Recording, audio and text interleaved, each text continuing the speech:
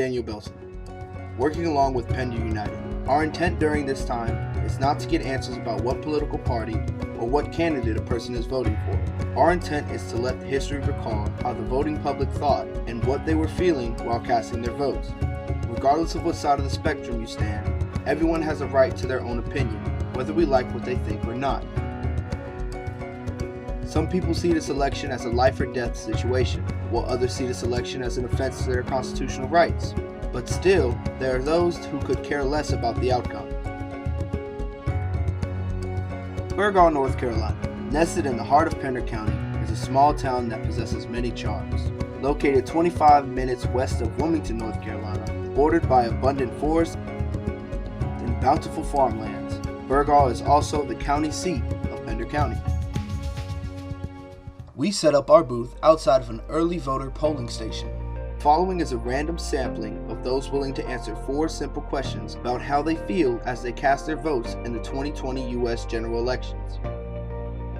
The 4 questions we asked were: what are your general thoughts on the election? What is one major issue that you feel is at stake this election? What kind of change do you want to see happen after this election? And what do you think about the division in the country? I think it's too much negativity. Because all I see is negative campaigns across the board. It's negativity. And if it wasn't for people really pushing people to come out to vote, then you would have the same thing that happened 4 years ago. People got frustrated and fed up, and they just didn't vote. No vote is a vote for the wrong candidate. I think positively speaking, is it has created a lot of energy and passion and enthusiasm for people to get out and vote, which I think is a good thing. We're fighting for our lives. We're fighting for health care, equal opportunities. There's a whole lot of stuff that's just out of part. So I think it's very important we're fighting for our lives and voting for our lives. Well, I think it's a pretty tumultuous time. Everybody's kind of at each other's throats, so it's definitely the most consequential election probably I'll ever experience in my life, I would think. I don't know. I wish we had 2 better candidates, but we don't. So I don't think this election's going that great.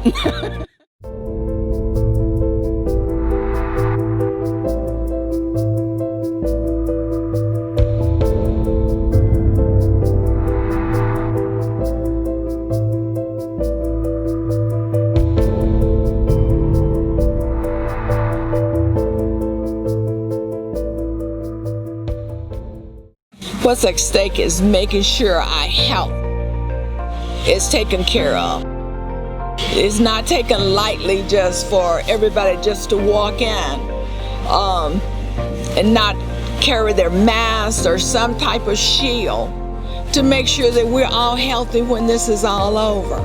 Just the vision of the country and the big on the social justice and all that's going on with that right now. And I feel that you want to see change with that you should definitely come out and voice your opinion on it. Communication, I also feel like there's a lot of big issues going on in the world right now and they're not taking it very seriously. The presidents or whoever's running, especially Trump right now, he's more focused on the election. We got a pandemic going on. We got so many other problems going on in the world right now, and he's not taking care of it. I feel like if he wants to be elected again, that he should also handle the problems during the election. I would say our country turning towards socialist and communist ideals and practices that people, not necessarily Democrats, your average Democrat, but people on the far left are pushing for these kinds of policies and this and that. And it's becoming more popular because people don't know history, haven't been outside of their small town or state, and haven't seen what these countries that have practiced those policies actually look like. Democracy. I feel that a lot of times people feel like their voice isn't being heard and things are being one-sided, and this is a way to let people know, hear your voice. And we have to understand that our country was raised on democracy, and we have to let the best person win per our policies. And if you don't like the policies, now is not the time to change them at election time. The time to change them is between elections and through your elected officials. So make sure you put the right people in office to make those decisions and take care of the country the way they're supposed to be taken care of. We got a bunch of people we elect. It's all of them, okay? So let's face it, if we want to change things, it goes from the White House to remember, we got a Congress, you know?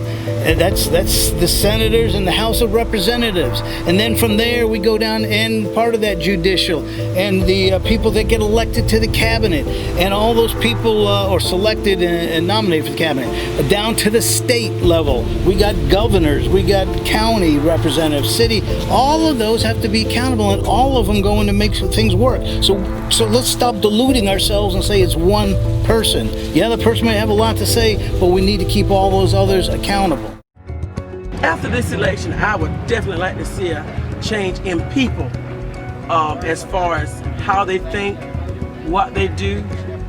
The race matters, because you can't expect the world to change if the head of any organization, as well as our country, if they are confused, crazy, and special. And I don't mean special in a good way either. I really just want more opportunities for everybody, more working opportunities, because right now with the pandemic, everyone's out of the job, and I really want to see people get back to work. I want to see all this bickering and back and forth, all this accusing people of being racist and hateful and bigots and this and that just because we don't agree on some of the smallest, simplest, stupidest stuff. I hate to say grow up, but a lot of people need to do that and get away from social media and thinking that everything you see on your phone or on your TV is real life and how life is, because there's a lot of good people out there from all walks of life, black, white, yellow, brown, short, small. There's tons of great people out there, and there's a lot of crappy people, but it ain't because they're a certain color or ethnicity or religion or whatever. It's because they're crappy people and they don't take responsibility for their actions, and they don't think about the things that they do and the consequences that come with them. And if people did that more often, I think we wouldn't be where we're at right now. Everything for the better so people could be happy, and this virus and stuff will get over with, so the medical technicians and the scientists can do their job. I would like to see more unity. I would like to see more independence. I would like to see people educate themselves more on the issues instead of following what people say. And when people say about different people, do your research. And I would like for people to help people learn how to do that research so they'll be better educated, and I think we'll be in a better place. I would like to see, in my opinion, what would make me happy is to see people be proud that they're Americans. I think we've lost that. We were Democrat or Republican, left or right, far left, far right, but I think we've lost what it means to be an American, and I would like to see us get back to being good old-fashioned American. Can we all be equal? Can we all be seen equal? In the eyes of God, we are. So why aren't we in the eyes of each other? I don't get it, because I don't feel. I guess deep down I really don't understand what's going on, because I don't feel I was raised that way, and I don't feel I have prejudice of any kind. However, it's so out there. It did make me wake up when I'm hearing people say, you don't live where I live, or you didn't grow up how I did. You're exactly right. So I needed to be awakened. I feel like I was more like Drew Brees with the Saints, who said, I'm not taking a knee. And then, Drew, it's not about a knee. It's look past that. And I look past it, and I think my eyes are even more open. But I've been a teacher, and all I see is children who want to run around the gym and have a good time. But I just really would like to see the real issue. Can we get the vaccine and the pandemic in control? Can we get people to feel like they're not scared when they're walking their children outside because they're a person of color? I mean, I just think the world should be more at peace and more love for each other. The vision has always been here. I think that now everyone feels like they have a platform to say how they feel.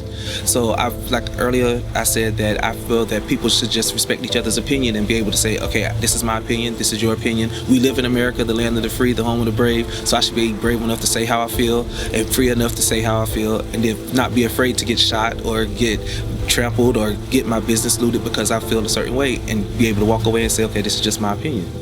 We need to become one, whether you're black, white, brown, green, yellow, or whatever your race, religion, creed.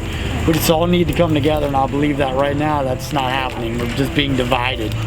People are fighting and killing, and it's just getting crazy. I think that people are focused more on their dislike and their ability not to want to accept things that are different, because the old archaic institution of, I'm going to say this word, white supremacy, that's been the foundation of America for way too long. And it takes all groups of people to build America. You've had all type of races that build it. So I think now where we're at now, there's a reckoning, and people are just going to have to come to the mindset, you have to accept what is. Nobody's trying to take over, but people deserve to be treated decent. It's a human race, not a different cultural race. We're all human beings. It's not good for our country, that's for sure. It's definitely not good.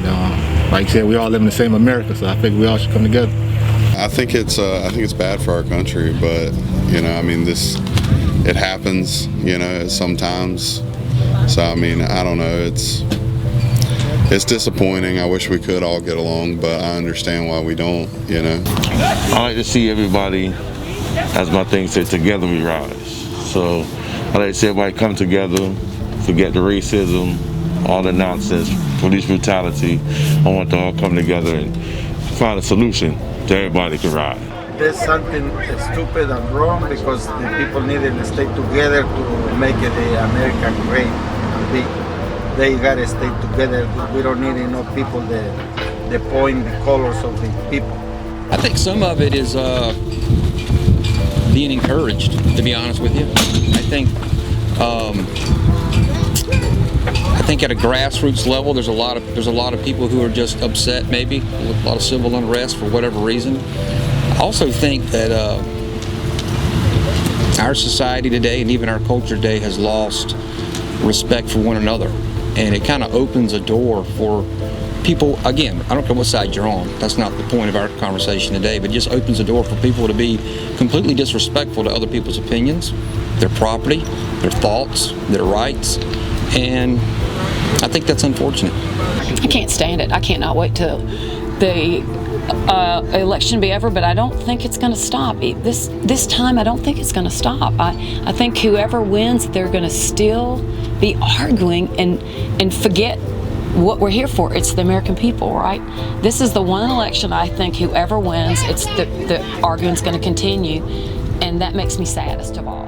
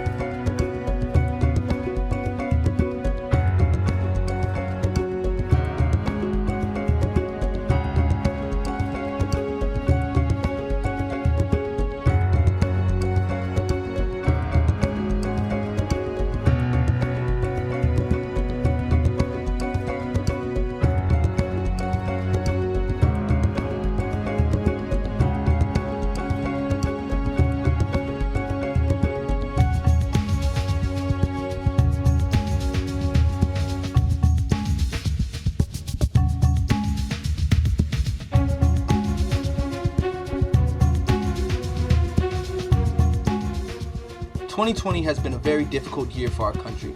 With civil unrest across the nation and the widespread COVID-19 pandemic, the American people have been through a lot, and to top it all off, it's an election year.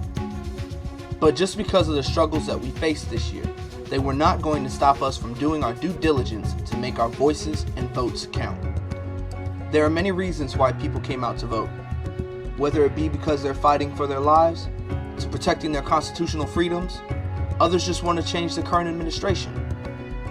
That is why a record-breaking number of Americans voted this year. Over 157 million people will make their voices heard in the 2020 presidential election.